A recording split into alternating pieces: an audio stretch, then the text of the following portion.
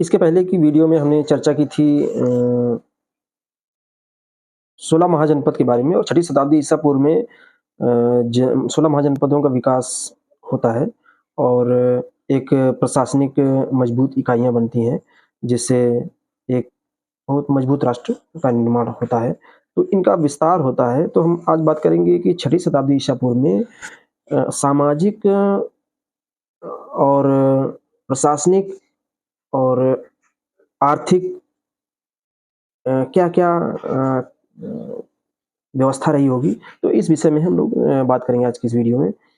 महाजनपद काल में राजा की शक्ति बढ़ गई थी, क्योंकि महाजनपद बड़े-बड़े हो गए थे और स्थायी सेना रखने लगे थे, तो राजा शक्तिशाली और ज़्यादा शक्तिशाली हो गए थे, क्योंकि उनके अंडर में एक बड़ा जनपद, एक बहुत बड़ा एरिया होता था, तो उस बड़े एरिया की जो जनता भी होती थी और उसके अंडर में बड़ी सेना भी होती थी।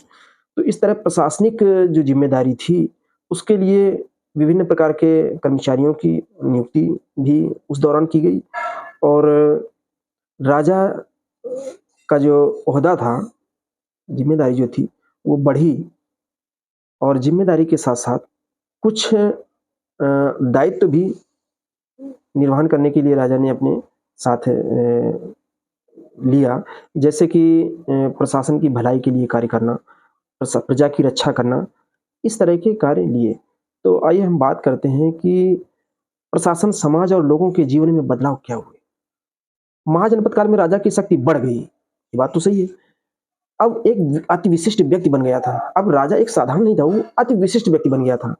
यानी सामान्य व्यक्तियों से बहुत ज़्यादा ऊपर हो गया था। पहले जनपद होता था वैदिक काल में, लेकिन अब क्या हो गया था, अति विशिष्ट बन गया था। उसके आस-पास सैनिक रहते थे सुरक्षा के लिए, यानी सुरक्षा व्यवस्था राजा की और प्रजा की दोनों के लिए होती थी। समाज का रक्षक बन गया था इस समय तक और उसका मुख्य कर्तव्य दुश्मनों से प्रजा की रक्षा व राज्य में शांति व्यवस्था और कल्याण और न्याय की स्थापना करना था। यानी जब पब्लिक के बीच में कोई डिस्प्यूट या झगड़ा होता था, तब राजा के पास जाते थे या अन्य कोई पड़ोसी राज्य भी अटैक करता था, तो राजा अपनी सेना के साथ उस पड़ोसी राज्य पर हमला करती थी या पड़ोसी राज्य की जो सेना होती थी, उससे लड़ती थी अपनी प्रजा की रक्षा के लिए। इसके बदले में जनता राजा को कर देती थी। तो कर के माध्यम से एक बड़ी सेना, एक प्रशासनिक अधिकारियों का रख-रखाव, इस तरह प्रशासनिक व्यवस्था उस समय चली। अच्छा, व्यापार भी होने लगा था, कृषि की प्रधानता हो गई थी। लोहे के बारे में जानने से क्या हुआ कि लोहा एक ऐसा मजबूत धातु के बारे में जान गए वो लोग, जिससे कृषि में, जैसे हल और धान की रोपाई, इस तरह के कामों में लोहे ने बहुत मदद की और खास तौर से लड़ाइयों में तलवारें वगैरह भी बहुत बनी, तो हथियार भी मजबूत बने। वो दोनों प्रकार के हथियार हो सकते हैं, चाहे कृषि संबंधी उपकरण हो या लड़ाई संबंधी हथियार हो, तो दोनों में भी बहुत महत्वपूर्ण प्रगति हुई। इसके आगे बात करते हैं, शासन के कार्य में मदद हेतु अनेक अधिकारी और कर्मचारी भी नियुक्त किए गए। राजाओं की प्रगति अपने राज्य को बढ़ाने में थी, इसलिए इन्हें बड़ी-बड़ी सेनाएँ भी रखनी पड़ती थी।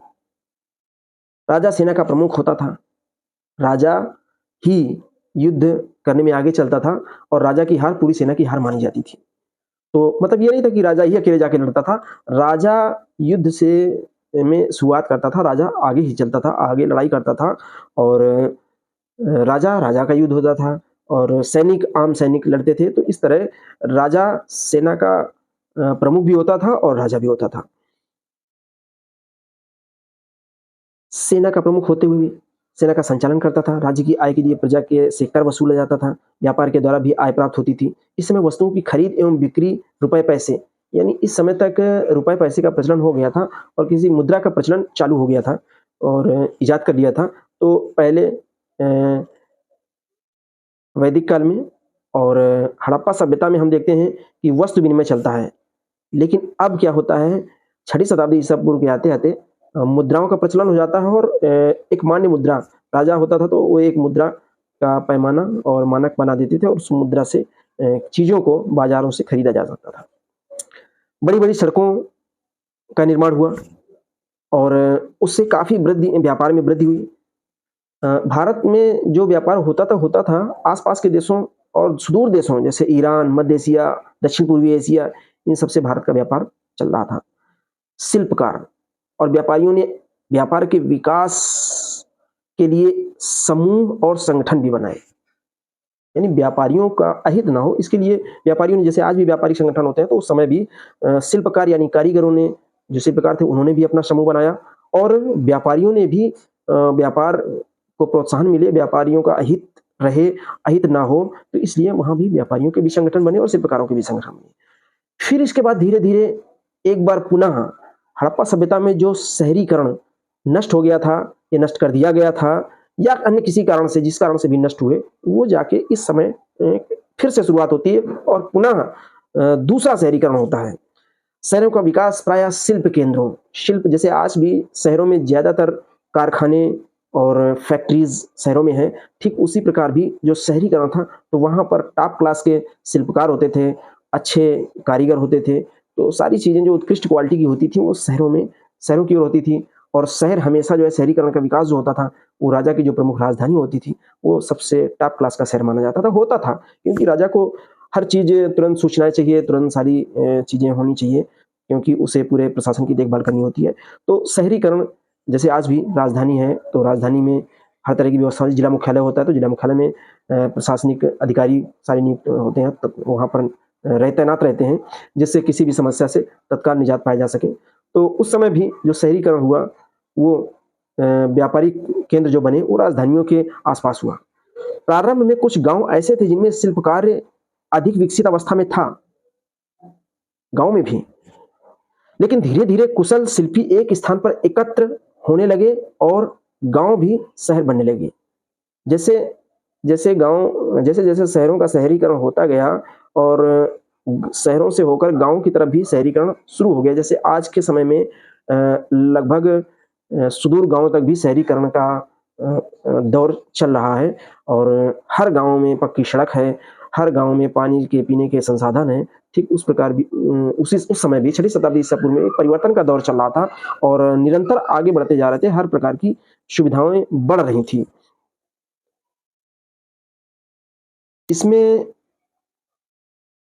कुशल शिल्पियों ने एक स्थान पर रहकर काम करना इसलिए पसंद किया, जिससे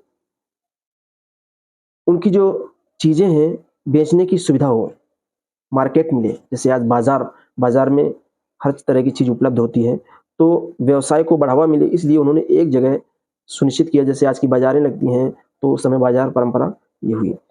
विभिन्न प्रकार के शिल्प कार्य करने वाले लोगों के अलग अलग वर्ग बन गए।